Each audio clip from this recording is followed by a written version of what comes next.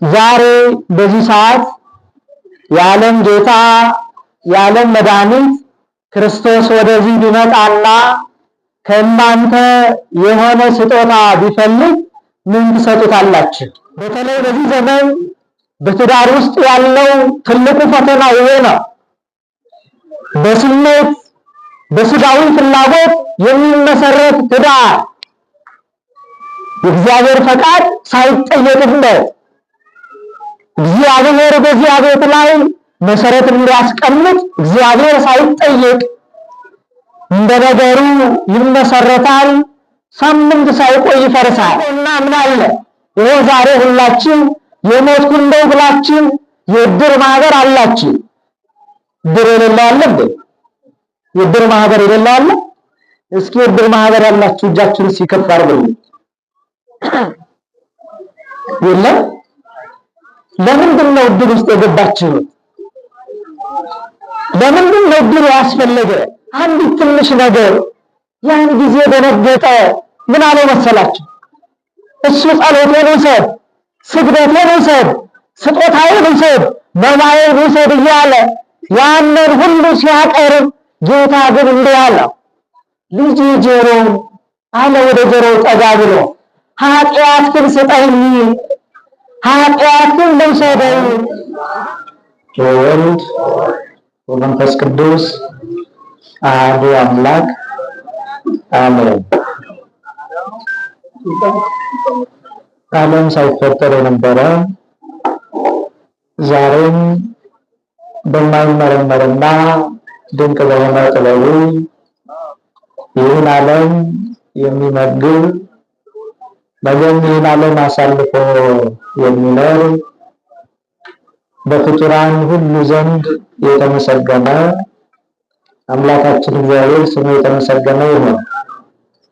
እመቤታችን ቅድስት ድንግል ማርያም ፍቅሯ በልቦናችን ጣዕሟ በአንደበታችን ይደርብን። ቅዱሳኑ ሰማዕታቱ ጻድቃኑ የጸሎታቸው በረከት ከሁላችን ጋር ይሁን። ክቡር አባታችን ሊቀ ሥልጣናት አባ ዮሴፍ ደስታ የማዕከላዊ ጎንደር ሀገረ ስብከት ዋና ስራ አስኪያጅ፣ ክቡር ሊቀ ማእምራን መምህር ዳዊት የዚቹ ጥንታዊት ታሪካዊት ቦታ ዋና አስተዳዳሪ፣ እንደውም መጋቤ ሐዲስ የኔታ ቃለ ሕይወት የዚሁ ታሪካዊ ቦታ የሐዲሳትና የሊቃውንት ትርጓሜ መምህር፣ በአጠቃላይ ሁለቱንም ሊቃውንተ ቤተ ክርስቲያን፣ አባቶች ካህናት፣ ወንድሞች ዲያቆናት፣ አባቶችን እናቶችን፣ እህቶችን ወንድሞችን እስከ ሞት ድረስ በወደደን በእግዚአብሔር ፍጹም ሰላም ሁላችሁንም ሰላም እላችኋለሁ። እንደምን ሰነበታችሁ? እንደምን ሰነበታችሁ? እንደምን አደራችሁ? እግዚአብሔር አምላካችን እንደኛ ኃጢአት፣ እንደኛ ክፋት፣ እንደኛ በደል ሳይሆን በቸርነቱ መጠን እስከዚህ ሰዓት ስላደረሰን ስሙ የተመሰገነ ነው። ከኔ ጋር ብዙ አንቆይም። ለመታዘዝ ያክል ከ15 እስከ 20 ደቂቃ ትንሽ እንቆያለን። እግዚአብሔር ለሁላችንም ማስተላለፍ የፈለገውን ምስጢር ለሁላችንም ይግለጽልን። ግን ሰው መረጋጋታችን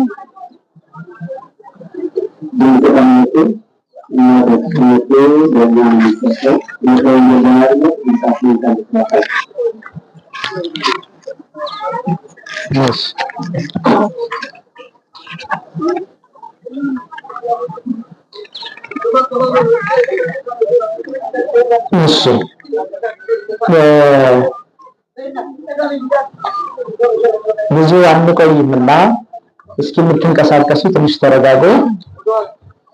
ጌታ ሆይ በምስኪላችሁ በሞት ተናገሩ። ጌታ ሆይ አሁንም ተናገሩ፣ አሁንም ተናገሩ፣ ክፈትልን።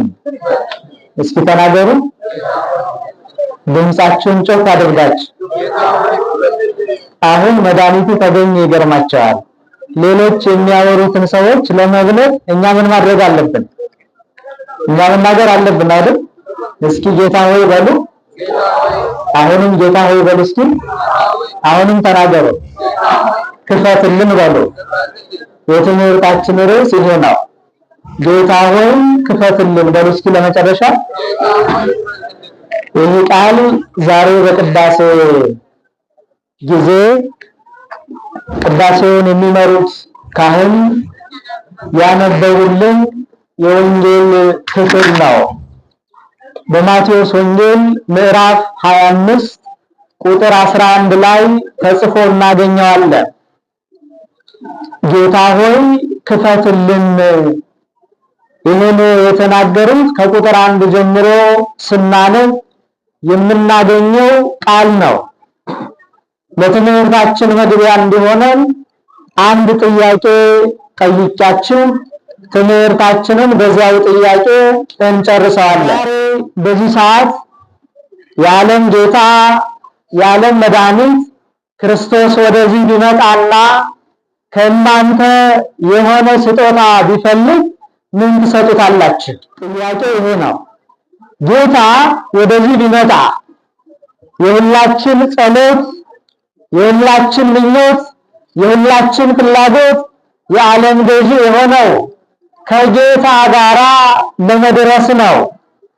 ዛሬ ግን ጌታ ወደ እናንተ ቢመጣ እግራችሁን እስከሚያማችሁ ድረስ የምትጸልዩ መድኃኔዓለምን ለማየት ነው። ከመድኃኔዓለም የምሕረት ቃል ለመስማት ነው። ዛሬ መንፈሳዊ ነገሮችን በሙሉ የምናደርገው ወደ መድኃኔዓለም የሚወስዱ ጎዳናዎችን በመፈለግ ነው። ስለዚህ ዛሬ መድኃኔዓለም ወደኛ መጥቶ ከአንተ የምፈልገው ነገር አለኝና ምን ትሰጠኛለህ ቢል ምን እንሰጠዋለን?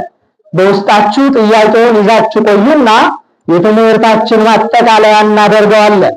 ወደ ዋናው ርዕሳችን ስንመለስ በማቴዎስ ወንጌል ምዕራፍ 25 ከቁጥር 1 ጀምሮ ስናነብ ጌታ በምሳሌ የመንግስተ ሰማያትን ሁኔታ መንግስተ ሰማያት ምን እንደምትመስል በሰርግና በሙሽራ እንዳደሚዜዎቹ መስሎ ያስተማረበትን ክፍል እናገኛለን። ምዕራፍ 24 እና ምዕራፍ 25 ክርስቶስ ወደዚህ ዓለም ዳግም እንደሚመጣ በስፋት የሚያስረዱ ምዕራፎች ናቸው። እዚህ ላይ ግን በምሳሌ ተናግረዋል።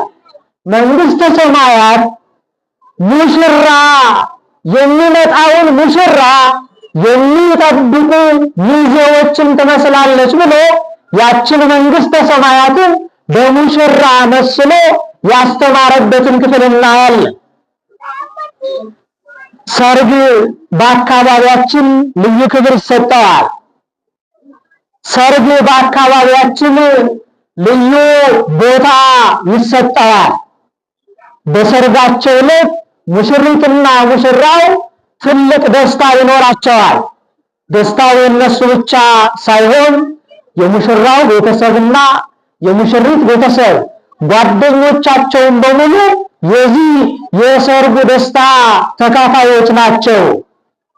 ታዲያ በዚያ በወንጌሉ ላይ የተነገረልን ቃል ሰርግ ሲደረግ ሙሽሮች በሰርጋቸው ቀን ሙሽሪትና ሙሽራው ከመገናኘታቸው በፊት የሙሽራው መምጫ ቀን ይዘጋጃል። በእስራኤላውያን ሙሽራው የሚመጣበት ጊዜ በመንፈቀ ሌሊት ነበረ። በዚያ ወቅት ሙሽራው በመንፈቀ ሌሊት ይመጣል። ሙሽራው ሲመጣ ሚዜዎቹ ተዘጋጅተው ይጠብቃሉ። ሙሽራው ድንገት ይመጣል። ዛሬ በአካባቢያችን ሰርግ ሲኖር ምናልባት ሙሽራው ሌሊት ላይ መጣ ይችላል። ዛሬ ሰርግ ሲኖር አንዳንድ ጊዜም ቤተሰቦቻቸው ሳያውቁ ሙሽሪትና ሙሽራው በዚያው ራሳቸው የሚጨርሱትም ሊኖር ይችላል። ብዙ ጸሎትም ሳይጸለይ ቤተሰብም ሳይመክርበት ሊሆን ይችላል። በተለይ በዚህ ዘመን በትዳር ውስጥ ያለው ትልቁ ፈተና ይሄ ነው። በስሜት በስጋዊ ፍላጎት የሚመሰረት ትዳር የእግዚአብሔር ፈቃድ ሳይጠየቅበት እግዚአብሔር በዚህ ቤት ላይ መሰረት እንዲያስቀምጥ እግዚአብሔር ሳይጠየቅ እንደ ነገሩ ይመሰረታል። ሳምንት ሳይቆይ ይፈርሳል። በዚያ ጊዜ 10 ሚዜዎች ነበሩና ከ10 ሚዜዎች መካከል 5ቱ በጣም ልባሞች ናቸው፣ 5ቱ ደግሞ ሰነፎች ናቸው። ከ10 ሚዜዎች እነዚያ ልባሞች የተባሉት ሌሊት ሙሽራው ሲመጣ ከሙሽራው ጋራ ለመሄድ መብራታቸውን አብርተው በማሰሯቸው ላይ ዘይት ይዘው ሙሽራው የሚመጣበትን ዕለት ይጠባበቃሉ።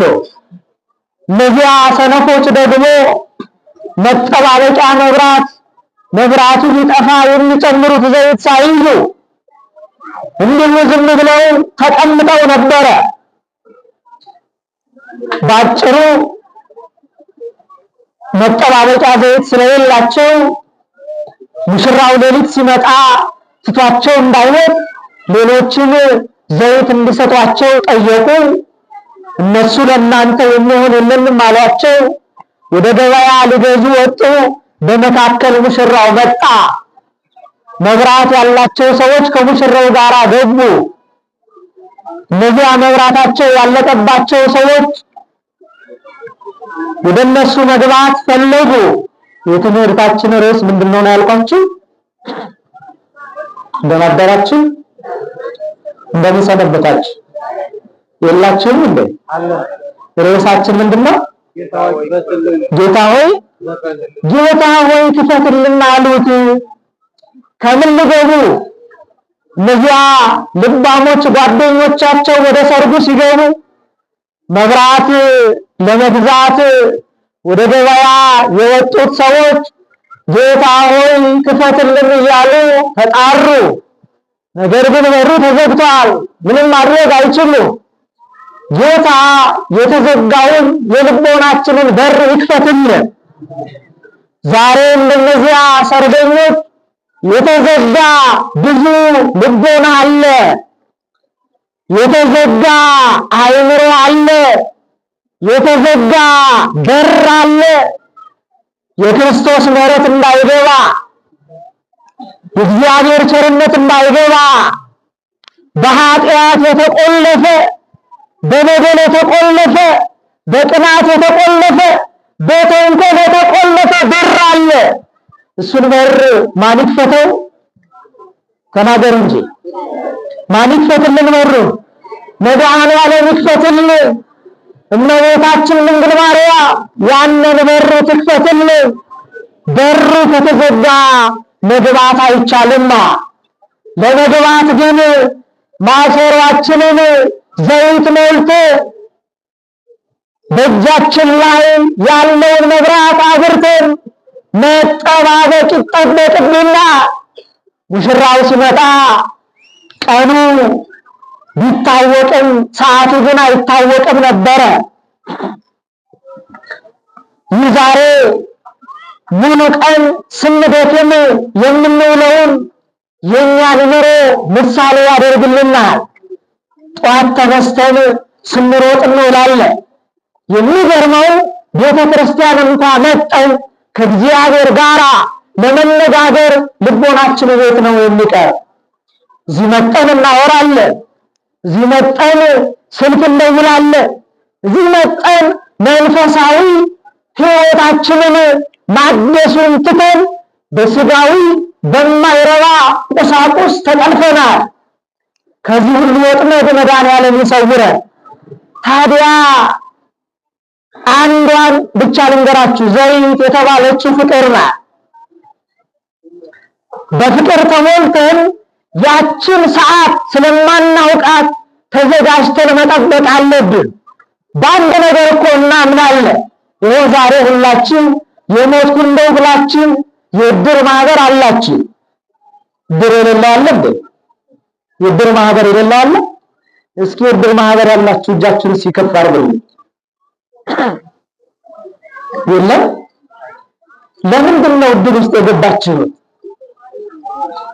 ለምንድን ነው እድር ያስፈለገ? በሰው መካከል አንድ ሰው ቢሞት ተብሎ አይደለም ነው አይደል? አዎ። ስለዚህ እንደምንሞት እያወቅን ይህችን ዓለም ተለይተናት እንደምንሄድ እያወቅን ተዘጋጅተን መቀመጥ ላይ ግን ወደኋላ እንላለን። በዚህ የምናከማቸው ሀብት ለእኛ ለነፍሳችን ቤዛ ላይሆነን ይችላል። ምናልባት የጽድቅ ስራ ካልሰራንበት፣ የተራቡትን ካላበላ፣ የተጠሙትን ካላጠጣ፣ የታሰሩትን ካላስፈታ፣ የታመሙትን ካልጎበኘ ለዚያ ሲሆን ነው ለጽድቅ የሚሆነው። ዛሬ ብዙዎቻችን ወደ እግዚአብሔር ስንመጣ ልቦናችንን ንጹሕ አድርገን ሊሆን ይገባል። እግዚአብሔር ከኛ የሚፈልገው የመጀመሪያው ልቦናችንን ነው። የእግዚአብሔር ማደሪያ እንዲሆን፣ የእግዚአብሔር ማረፊያ እንዲሆን፣ ውስጣችን ሰላም የሚሆነው እግዚአብሔር በልቦናችን ሲያርፍ ነውና እግዚአብሔር የእኛን ልቦና ማረፊያ ያደርግልን። በልቦናችን ውስጥ ያለውን የኃጢአት ስራ ሁሉ መድኃኔዓለም ከኛ ያርቅልን። የእመቤታችን አማላጅነቷ በረከቷ አይለየን። ቅድም የጠየኳችሁን ጥያቄ አሁን መልሼ ጠይቃችሁና ጨርሳለሁ። ዛሬ መድኃኔዓለም ቢመጣ ምን ትሰጡኝ ያላችሁ ቢል ምን እንሰጠዋለን? ምን እንሰጠዋለን? በአራተኛው መቶ ክፍለ ዘመን ጌታ የተወለደባት ቤተልሔም አካባቢ አንድ ታላቅ ፈላስፋ ሰው ነበረ። ይህ ሰው በፍልስፍና ዓለም ውስጥ የታወቀ፣ በኋላ ግን እግዚአብሔርን ማመስገን የፈለገ ሰው ነበረ። ወደ እግዚአብሔር መመለስ ጀመረ። ወደ እግዚአብሔር ሲመጣ ጸሎት ሲጸልይ በቤተልሔም አካባቢ ባለችው ዋሻ ውስጥ ሆኖ ጌታ ተገለጠለትና አንተ ማነህ ብሎ ጠየቀው። ጌታ ዛሬ እኛን ይጠይቀናል። ሁላችን ከሥላሴ ፊት እንቆማለን። ከሱ ፊት ስንቆም የምንጠየቃቸው እነዚያ በወንጌሉ ላይ የተቀመጡት ቃላት ናቸው። ብራብ፣ ብጠማ፣ እንግዳ ብሆን፣ ብቸገር፣ እነዚህ ናቸው። የተጣሉትን ማስታረቅ ትልቅ ነገር ነው። ማን ሲለው እኔ ክርስቲያን ነኝ አለ። ጌታ ግን ውሸትህን ነው፣ አንተ ልባዊ አምልኮት በልብ ውስጥ የለም፣ ይልቅስ ፍልስፍናው ላይ ነው ያለ ብሎ መጀመሪያ ጆሮውን ይገስጸዋል። ከዚያ በኋላ ጆሮም ለብዙ ዓመታት በጸሎት ተግቶ መድኃኔዓለም ተመልሶ ወደ ጌታ መጣ። በልደት ቀን ጌታ በተወለደበት ዕለት ጆሮም መድኃኔዓለም መጣ። ሲመጣ መድኃኔዓለም ካንተ የምፈልገው ነገር አለኝና ስጠኝ አለው። ዛሬ ለድንግል ማርያም የምንሰጣት ስጦታ ምንድን ነው? ለእሷ የሚመጥን ስጦታ ምን አለ? መድኃኔዓለም ቢመጣ ለሱ የምንሰጠው ምንድን ነው? ይገርማቸዋል። ወደ ጆሮም ሲመጣ ጆሮም እንዲህ አለ፣ ጌታ ሆይ በብዙ እንባ በለቅሶ ያከማቸሁት ጸሎት አለኝና እሱን ጸሎት ከኔ ውሰድ አለው። ደስ ይላል አይደል? እንደምን አደራችሁ? እንደምን አደራችሁ? እግዚአብሔር ከሁላችን ጋር ነው። ዛሬ መድኃኒዓለም ቢመጣ ወደኛ ውሰድ የምንለው እሱን ነው አይደል? እንደውም ንጹሕ ጸሎት ላይኖረን ይችላል። እዚህ ሆነን ሐሳባችን ሌላ ቦታ ነው። ጸሎቱን እኮ ጀምረነው ትዝ የሚለን ስንጨርሰው ነው። ታዲያ እንደ ጆሮም የረባ ጸሎት ላይኖረን ይችላል።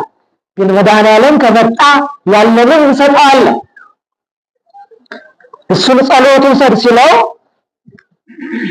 አይ እኔ ቅዱሳን መላእክት ያመሰግኑኛል፣ ፍጥረታት በሙሉ ለኔ ይገዛሉ፣ ይህ ጸሎት ለኔ ምንም አይደለምና ይህን ጸሎት አልወስድም አለው።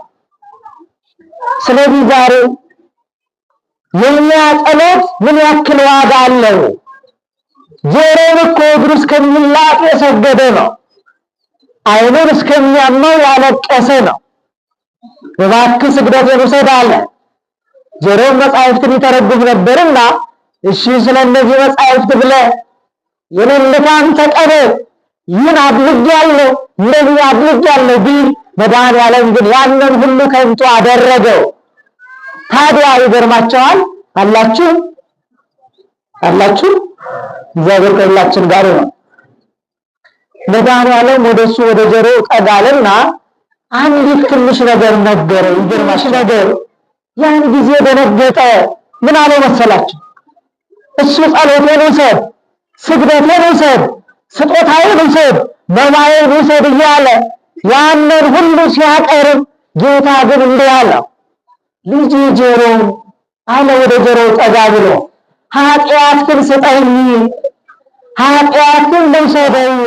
እኛ ወደ እግዚአብሔር የምናመጣው በጣም ውድ የሆነ ብዙ ዋጋ የሚያወጣ በገንዘብ የማይተመን ብዙ ነገር ሊኖር ይችላል።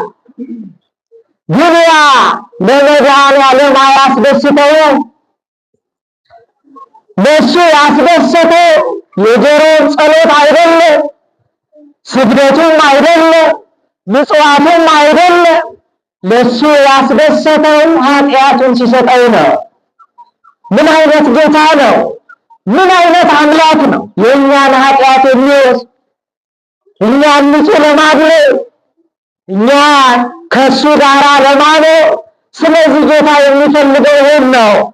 ዛሬ ስጦታ ለማምጣት ከምን ጊዜ በላይ ከምንደክመው ነገር ሁሉ በላይ መጀመሪያ ኃጢአታችንን በንስሐ ማጠብ አለብን። ይህን እንድናደርግ መድኃኒዓለም ይፍቀድልን። የተዘጋውን ነገር ሁሉ መድኃኒዓለም ይክፈትልን።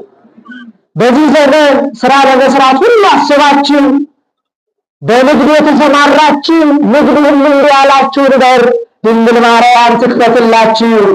ስራችሁን ሁሉ እመቤታችን ትክፈትላችሁ። የእመቤታችን አማላጅነት አይለየን። የአባቶችን ጊዜ እንዳልወስድ እዚህ ላይ ይበቃኛል። ስብሐት ለእግዚአብሔር።